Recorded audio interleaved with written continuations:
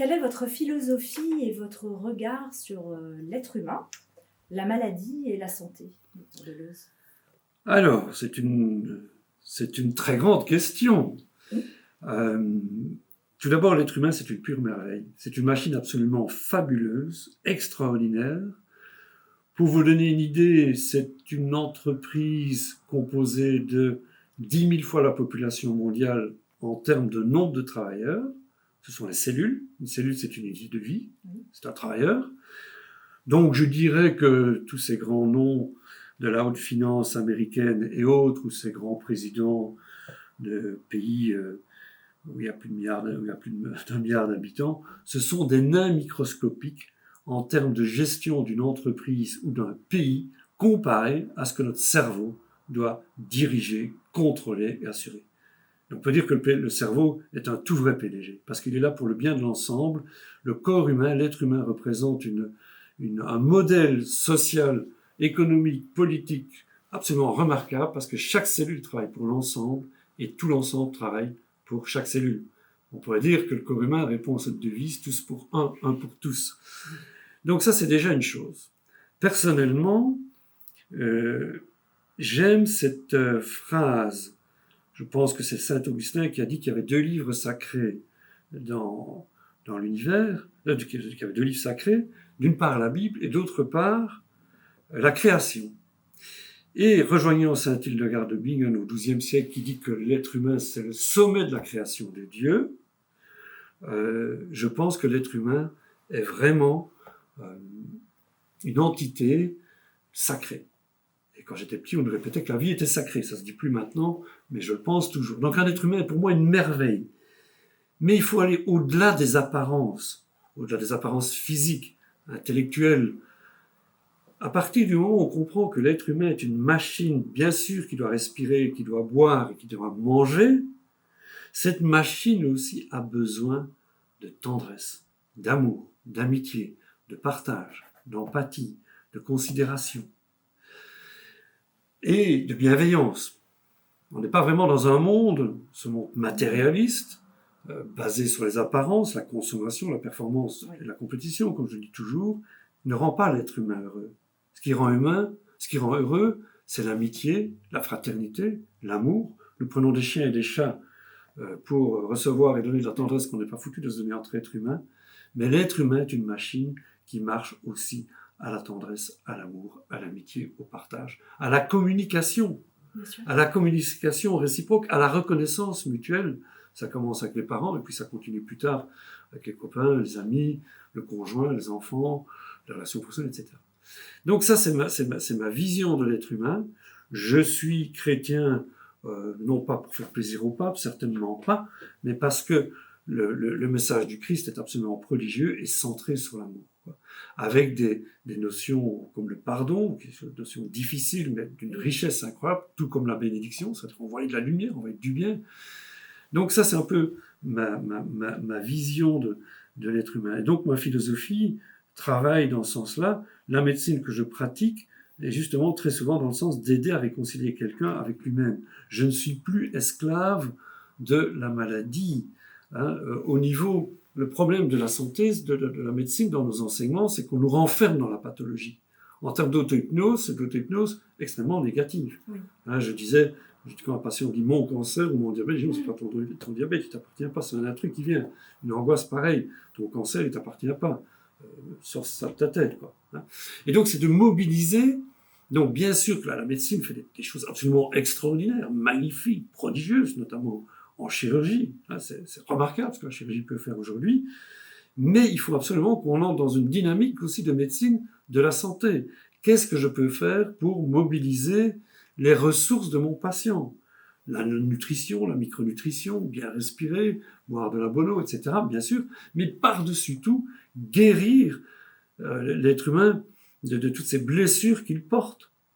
Et là, l'auriculothérapie, il faut avouer que c'est un outil remarquable. La pose de petites aiguilles, ce qu'on appelle comme ça, des ASP, des aiguilles semi-permanentes, fabriquées en France, c'est remarquable parce que le pavillon auriculaire est une interface remarquable avec le cerveau émotionnel, le cerveau affectif, qui est ici en grande partie, qui est d'une puissance colossale. Il va influencer le fonctionnement de tous nos organes, de tous nos systèmes.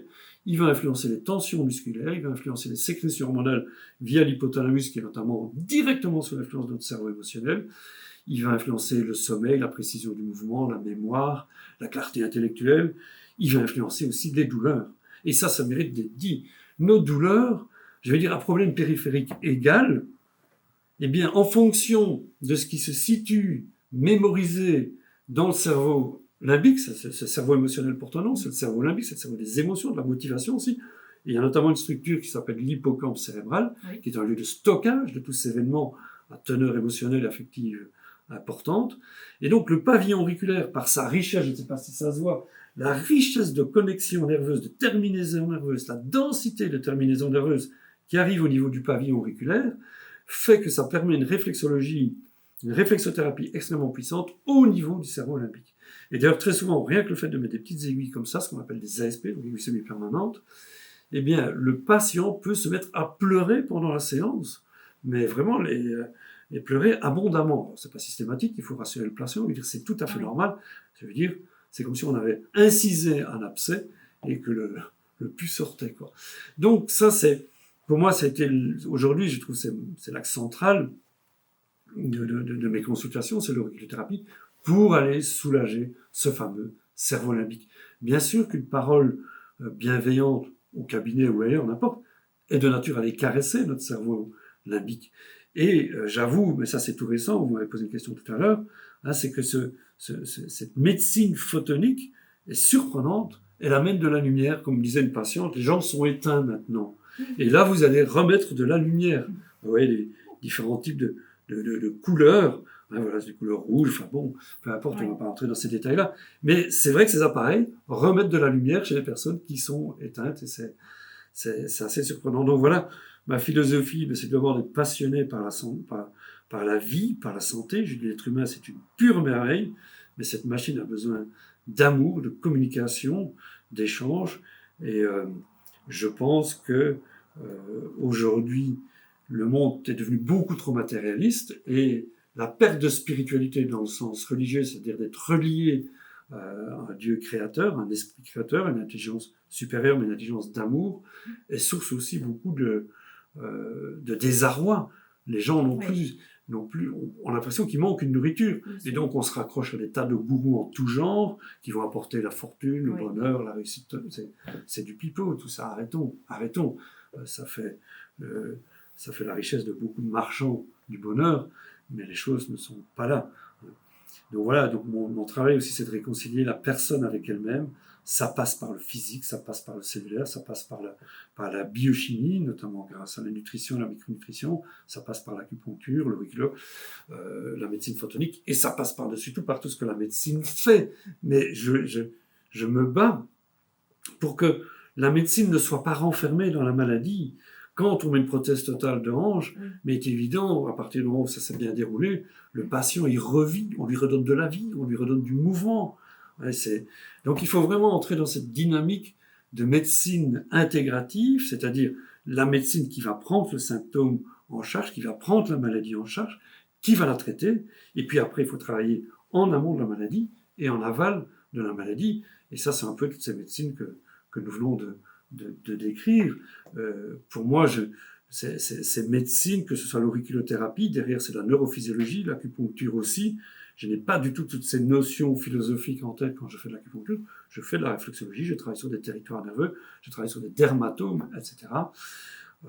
Voilà, l'hypnose, c'est pareil, c'est une sorte de psychothérapie très dynamique et très rapide pour amener un soulagement d'une multitude de symptômes. Donc voilà, ma philosophie, c'est que l'être humain est une merveille, une pure merveille, que cette machine fonctionne avec l'amour, notamment, à côté de tout le reste. Et je pense qu'il faut continuer à se battre pour ne pas diviser médecine naturelle et médecine allopathique. C'est complémentaire, on a marché main dans la main. Je vous donnais l'exemple de cette patiente qui témoigne. J'étais dépourvu, elle est venue me voir dans un état général très, très altéré, supportant de plus en plus mal les chimiothérapies. Et grâce à la médecine photonique uniquement, elle retrouve de la vie, de l'énergie. Donc c'est un complément remarquable. Bien sûr. Il ne s'agit pas d'arrêter les chimiothérapies, jamais. Hein. Donc je reste un ardent défenseur de tout ce que la médecine donne, fournit comme traitement, mais je dis, on peut ramener des tas d'éléments qui vont remettre de la vie, du mouvement, de l'énergie au niveau de nos atomes, de nos cellules, et du dynamisme cérébral et affectif.